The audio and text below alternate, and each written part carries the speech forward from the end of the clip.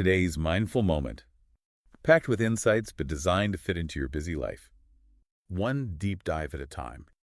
We always talk about progress, like it's the straight line, always moving forward. But what if the real way to understand where we are, to kind of look for those echoes, those repeating ideas, those themes that pop up, even when you're looking at things that seem totally different across like huge spans of time, you know?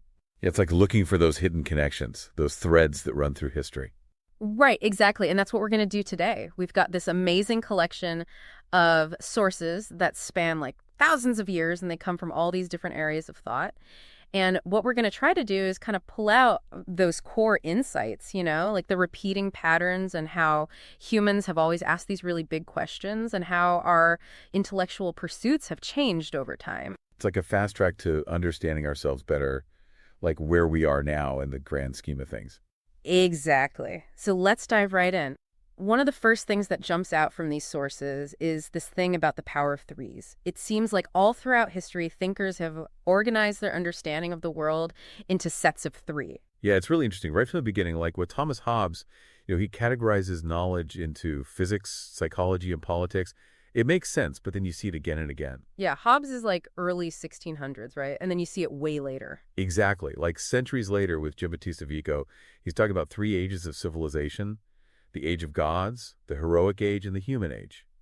And it doesn't stop there. He even breaks down human history into three main instincts that drive everything: the belief in providence, the recognition of parenthood, and the instinct to bury the dead.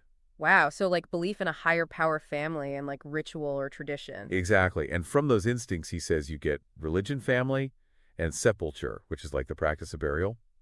And then on top of that, he even has three punishments that he thinks shape civilization: shame, curiosity, and the need to work. It's like he sees the whole development of humanity through this lens of three. So it's not just like random categories, it's like stages and drifting forces all in threes. And you see this with other thinkers too, right? Oh yeah, definitely. Turgot and Saint Simon, they both saw civilization as being shaped by geography, biology, and psychology. Condorcet, he imagined the future being shaped by three big issues: achieving equality between nations, achieving equality within nations, and then ultimately the perfecting of humankind itself. So it's not just about like the past or the present, it's like this framework for thinking about the future too. Right, and you see it in how people thought about progress and knowledge. Like William Godwin, he thought literature, education, and political justice were the three keys to reason and truth winning out. And then you have Carlyle, who famously said that gunpowder printing and the Protestant religion were the three most important things for modern civilization. And even Auguste Comte, he started out thinking about history in three stages: the theological, the metaphysical, and the scientific. It really is everywhere you look. And it makes you wonder, right? Is it just a coincidence or is there something deeper going on here? Is it something about how our brains are wired? Like maybe we naturally try to understand things in groups of three. What patterns do you see in all of this? It's a fascinating question to consider. Maybe it's a fundamental cognitive framework that we impose on the world. But now let's go even further back in time to like the very dawn of symbolic thought and the formation of those first human societies. This is where our sources get really interesting. Yeah, this is like the deep, deep dive, right? Back to the roots of everything. Exactly. So you have Merlin Donald, who talked about four stages in the development of the modern human mind. The first stage he calls episodic thinking. This is basically how great apes think, like it's all about reacting to what's happening right now in the present moment. But then humans, they made this huge leap from that episodic thinking to the complex minds we have today. And he says there were three major transitions that got us there. Okay, so three transitions from like basic ape thinking to, being able to plan for the future and invent languages and all of that. So what were those transitions? Well, that's where the archaeological evidence comes in. And it's amazing what they found. For example, you have those Acheulean hand axes. The ones that are shaped like a teardrop. They look simple, but those things are actually incredibly complex to make. Steele and some other researchers, they calculated that it took an average of 301 strikes over like 24 minutes to make just one of those hand axes. Wow, that's crazy. So like way more planning and skill than you might think just by looking at them. Exactly. And what's really interesting is that they compared the kind of sequencing and planning needed to make those hand axes to the way we construct sentences. And they even pointed out that the part of the brain involved in that kind of planning, the Broca's area, is also really important for language and for hand-arm gestures. So it's like those early tool makers were already developing the same brain areas that we use for language today. It's like they were laying the groundwork for everything that came after. Right? And then you start to see the emergence of early art. And one of the things that really stands out is that in the Gravettian period, you have all these images of female sexual imagery like it's everywhere. But there are almost no depictions of men. Huh, that's strange. Why would that be? Well, Maria Gambudis, she thought that it might be evidence of like a great goddess worship, like a female deity that was super important to those early society. Like a mother goddess figure. Exactly. But then Randall White, he came along and offered this really mind-blowing alternative explanation. He said, what if those figures actually predate the understanding that intercourse leads to birth? Like, what if people back then didn't make that connection yet? Wow, that's a huge idea. Like, imagine a world where people didn't understand that basic biological fact. It's like women would have seemed like they had these magical powers to create life. Exactly. And that would have had a profound impact on their beliefs and their social structures. It's like a whole different way of seeing the world. It's like a window into a totally alien mindset. It really makes you think about how much we take for granted, you know? Definitely. But aside from the art, you also have all this evidence of early social structures and practical skills that were developing. So they weren't just making art, they were building societies too. Exactly. For example, at Malta in Siberia, they found houses that were clearly divided by gender. So that suggests they already had specific social roles and maybe even rituals that went along with those roles. And then you have the clothing depicted in some of the Siberian art. It looks incredibly sophisticated, like tailored parkas, almost like the ones Eskimos wear. And then on top of that, they were inventing tools like bone needles. Some of those needles are over 20,000 years old. So they were adapting to these harsh environments and developing technologies to survive and thrive. Exactly. And the fact that they were migrating into Siberia at all tells you something about their growing social complexity. They were moving into these challenging environments, and they were doing it with portable plate blanks, and they were building more permanent settlements out of mammoth bones. So they weren't just wandering around, they were settling down and building communities. Exactly. And the organization of those settlements suggests that they were developing ways to resolve disputes and maybe even some early forms of social stratification. They were moving beyond just basic survival and starting to create more complex ways of living together. It's like a pivotal moment in human history. Channels like Mindful Moments on YouTube, the ones that do AI analysis of audiobooks, they probably explore similar patterns of evolving human thought of social structures as reflected in our ancient narratives. Yeah, it's fascinating to think about how those early developments in thinking, social organization, and technology all came together to set the stage for everything that came after. So we've seen the early mental frameworks in that burgeoning symbolic world, but what were the key technological and societal shifts that really pushed humanity forward? What were the big game changers? Well, one of the earliest and most transformative changes was the domestication of animals. The evidence for this is really clear. You see changes in the populations of different species, you see domesticated animals getting smaller over time, and you see humans starting to control the age and sex of the animals they're raising. And all of this points to the fact that animal domestication started shortly after 9000 BP in the Middle East.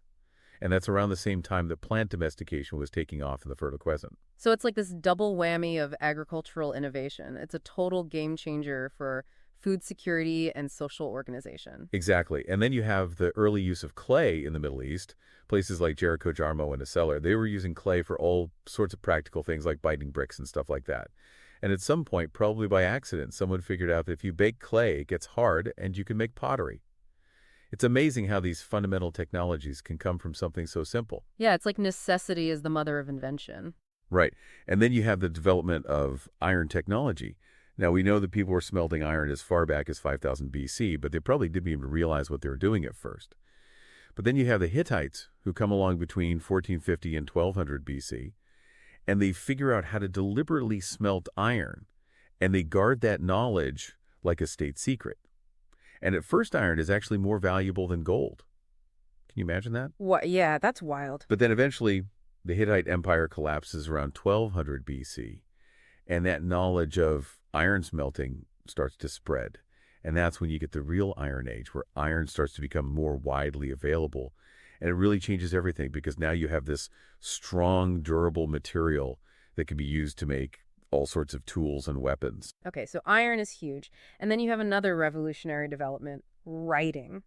It's amazing to think about how writing first emerged. It started with these complex tokens that were being used in places like Susa and Uruk for accounting and taxes, like keeping track of who owed what. And these tokens were kept in clay envelopes, and then they would make markings on the envelopes to show what was inside. Right, and over time, those markings evolved into cuneiform script, which is one of the earliest forms of writing. This was happening around 3500 to 3100 BC. And one of the really interesting things about early cuneiform is that it didn't have any grammar. It was basically just a memory aid for trade. So, like a shorthand for keeping track of stuff. Exactly, and because it didn't have grammar, it could be understood by people who spoke different languages. But then, down in Sumer, in a city called Shuruppak, writing started to take on a whole new form. They started to use phonetic sounds, which is basically the rebus principle, where you use symbols to represent sounds instead of whole words. And they started to standardize the signs they were using. And that led to the development of writing as we know it today. So they went from like basic bookkeeping to writing epic poems and stuff. Exactly. And that expansion of writing beyond just trade and accounting, it really reflects the growing complexity of Mesopotamian society. They were starting to write about religion, politics, and even early forms of literature. They even had this concept of cities as shared entities, like corporations almost. So it's like writing is driving all this intellectual and social development. Definitely.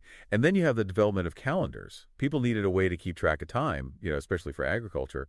But trying to reconcile the lunar cycle with the solar cycle was a major challenge. Yeah, like how do you make a calendar that lines up with both the moon and the sun? Exactly. And one of the biggest breakthroughs was the Metonic cycle, which was introduced in Babylon around 499 BC.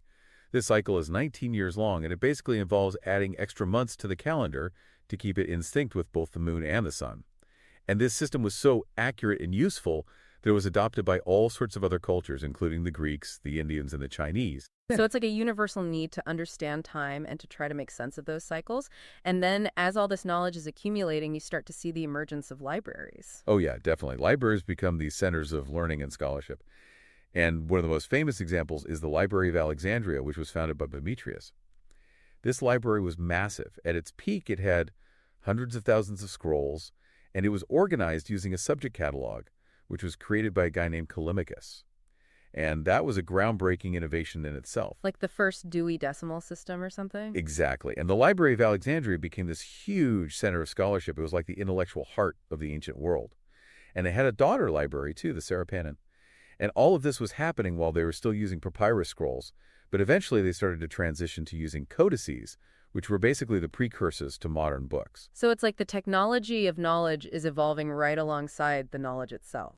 Right. And the amazing things about libraries like the Library of Alexandria is that they allowed for all sorts of incredible intellectual achievements. For example, you have Eratosthenes, who is a librarian, geographer, and mathematician. He's famous for calculating the circumference of the Earth with remarkable accuracy, and he also figured out the length of a year, and he even tried to create a timeline of history, like a chronology of events. Wow, so he was like a polymath, like a master of all these different fields. So out of all those innovations we've talked about, which one do you think had the most lasting impact and why? Oh, that's a tough question. It's like asking which ingredient is most important in a complex recipe. But now let's shift gears a little bit and talk about another fundamental aspect of the human experience, the evolution of beliefs about the self and the divine. Okay, so like how did people understand in their own existence and their place in the universe? That's huge. Right, and you see all these different ideas emerging in different cultures. For example, in Mesopotamia, they had this concept of the Nipitsu, which was like the life force or the animating principle. But it wasn't necessarily the same as an inner self or a soul. It was more like the thing that made something alive.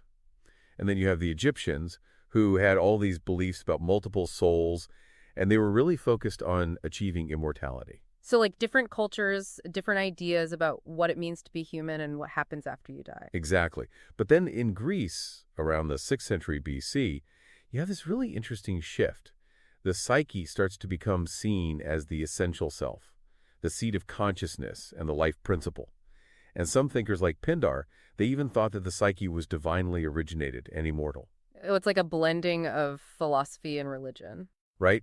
And one of the groups that had a huge influence on this idea of the immortal soul were the Orthodox. They were this mystical and kind of ascetic sect, and they believed in reincarnation, which they called metempsychosis. And they thought that reincarnation was like a punishment for some kind of original sin. And some scholars think that they might have been influenced by mind-altering practices. Wow, so like ancient Greek mystery cults. That's wild. Yeah, it's fascinating stuff. And some of the most famous Greek philosophers like Pythagoras, Parmenides, and Empedocles, they were all influenced by these orthic ideas. And Socrates and Plato too, right? They were big on the idea of the soul being immortal and more important than the body. Exactly. But it's important to remember that this wasn't like the mainstream Athenian view. A lot of Greeks didn't believe in an afterlife at all. So it's like you have this whole spectrum of beliefs even within one culture. And then you have early Judaism, which is interesting because they didn't really focus on the afterlife that much. Instead, they emphasized conscience. Like in the book of Isaiah, there's this famous phrase about the still small voice. Right. And that emphasis on conscience really highlights the importance of individual moral responsibility in Judaism. But then you have events like the Babylonian exile and prophets like Jeremiah, and things start to change. And part of that change might have been due to exposure to Zoroastrianism. Zoroastrianism. Now, that's a whole other rabbit hole. It is, and there's a lot of debate about when exactly Zoroaster lived and when the main Zoroastrian scriptures, the Gathas, were written. Some scholars think that Zoroastrianism might have influenced early Judaism and vice versa, but it's a complicated issue and there's no easy answer. So it's like this tangled web of influences going back and forth across different cultures. Exactly. And in the midst of all this religious development, you also have a more secular medical tradition emerging in ancient Greece. Hippocrates of Kos is a really important figure here. He emphasized natural causes for diseases. Like, for example, he thought that epilepsy was caused by a blockage of phlegm in the brain. So like a physical explanation instead of blaming it on the gods or something. Right. And that was a huge step towards a more empirical understanding of health and medicine. So with all these changing ideas about the self and the divine, how do you think that influenced individual and societal values? It's clear that those beliefs shaped how people viewed themselves and the world around them. But then you have another shift that happens, the rise of secular authority and the development of individualism. Yeah, and one of the key figures here is Plato. His theory of ideas, or forms, was incredibly influential. He basically argued that the physical world is just a shadow of a higher realm of perfect and eternal ideas, like things like beauty, goodness, and truth. And he thought that we could access this higher realm through intellectual inquiry, self-knowledge, intuition, and even love. So it's like moving beyond just the senses and trying to understand the underlying reality of things. Exactly. And he organized these ideas and the levels of being and knowledge into a hierarchy, starting with shadows, then moving up to perceptible objects, then mathematical objects, and finally the highest level, ideas or forms. And the levels of knowledge correspond with these levels of being, starting with illusion, then belief, then mathematical knowledge, and finally the highest form of knowledge, dialectic. So it's like a whole system for understanding reality and knowledge. And it seems like this kind of intellectual framework might have helped to pave the way for the rise of individualism in Greece.